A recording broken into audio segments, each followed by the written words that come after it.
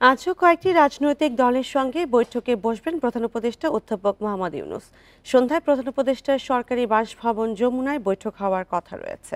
রোজকার সাধারণ খাবার এখন হবে অসাধারণ, প্রাণ স্বাদের মশলা, স্বাদ বাড়ায়, ঘ্রাণ ছড়ায়। সন্ধ্যা 5:45টায় বৈঠকে ইসলামী আন্দোলনের আমির ও চরমোনাই পীর মুফতি সৈয়দ মোহাম্মদ রেজাউল করিম তার দলের পক্ষ থেকে বৈঠকে অংশ নেবেন।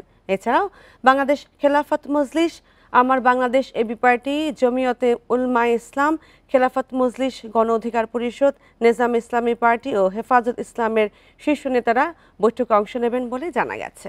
বৈঠকে সংস্কার, নির্বাচন ও স্বৈরতন্ত্রের সঙ্গে জড়িত ব্যক্তিদের বিচার নিশ্চিত করতে অন্তর্বর্তী সরকারের করণীয় নিয়ে পরামর্শ দেবেন রাজনৈতিক নেতারা।